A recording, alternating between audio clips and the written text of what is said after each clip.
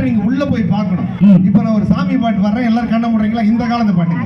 இந்த காலம் இவ்வளவு பிரைட்டா இருந்துன்னு சொல்ற பாட்டு. ஏன்னா ஆண்ட்ராய்டோட இருந்தது அந்த காலம், ஆண்ட்ராய்டோட இருக்கிறதாங்க இந்த காலம். இப்படிப்பட்ட இந்த காலத்துல கொடுக்குற பாருங்க ஒரு சாமி பாட்டு, கண்ண முடுங்க. ஆனா இந்த சுடிதாரோட இருக்கிற காலம் எந்த காலம்? அது இந்த காலங்க. எனக்கு எந்த காலம்னே தெரியாம ஒரு குழப்பத்துல இருக்கு. நொந்து போன காலங்க. பாருங்க சாமி பாட்டு பாருங்க. நாய் கூட வந்துச்சு பாத்தீங்களா இந்த காலத்துல. உண்மையிலேயே பைரவர் வந்து ரொம்ப நல்லதுங்க. நம்மள 4 பேர் என்ன கேட்குறான், உங்க பட்டிமணி எந்த நாய் பார்க்க முடியாது, அந்த போட்டோ எடுத்து இன்னைக்கு அது வாழாட்டிக்கிட்டே இருக்கு. பாட்டு தன்மை அடிக்குது. ஏன் வாழாட்டுது? அது வாட்டு காட்டிட்டு போட்டோம். நீங்க பேசுங்க. நான் சாமி பாட்டு பாருங்க. அம்மு அம்மு சொல்லையில பொண்டாட்டியா பூரிக்கிற சாமி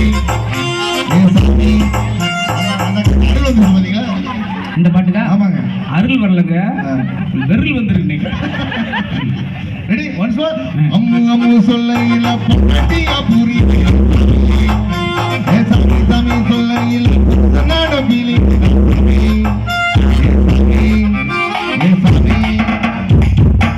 யாரும் 50 பைசா போட்டுக்கேன் சார். எங்க இப்படியா வந்து பிச்சை இப்படியா சொன்னா சாமி அக்கா சாமி சாமி ஒரு புல் பாட்டு பாடினா கூட ஒரு 5 ரூபாய் செலவுக்கு வந்துருக்கேன். என்ன காலம் இந்த காலம். அந்த காலம் வாழ்க்கையிலங்க வைரமுத்து அவர்கள் அழகா சொல்வாரு, பிணி வந்து இறப்பினும் முனி அடித்து இறந்ததாய் புதற்றுகின்ற அந்த காலம். ஆனா இந்த காலம் எவ்வளவு அழிட்டு சொல்றாரு தெரியுமா? ஏன்னா மீனிங் அவருக்கே தெரியாது. டெக்னாலஜி காலங்க. நடுவர்களே பாரதியார் என்ன சொன்னாரு? ஆணுக்கு பெண் சம உரிமை தாருங்கள் சொன்னார்ல.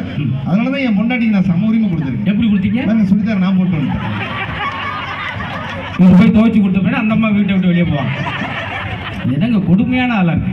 நல்லா தூங்கிட்டு இருப்பேங்க. என் பொண்டாட்டி எப்படி எழுப்பா? கவிதை பேசி எழுப்புவோம். நல்லா கவனிங்க. படுத்துருப்பா. நீங்க பாருங்க, படுத்திருப்பேன், பக்கத்துல இருப்பா.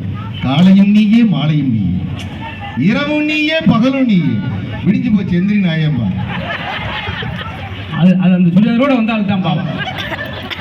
இல்ல என் கல்யாண வயசுல என் பொண்டாட்டி பத்தி நான் ஒரு பாட்டு பாடினேன். சமையல் அறையில் நான் சக்கரையா. அவ சொன்னா சமையலறையே நீதான்ட்டான். எங்க கல்யாண புதுசுல நடுவர் எங்க தோசை ஊத்தவா, எங்க தோசை ஊத்தவா, எங்க தோசை ஊத்தவா. இப்ப தோசை ஊத்துவா, தோசை ஊத்துவாங்க. கல்யாணமான புதுசுல பொண்டாட்டி வரமா இருக்கணும், கோச்சிட்டு அவங்க அம்மா வீட்டுக்கு போனா வராம இருக்கணும். அதுதாங்க இவங்க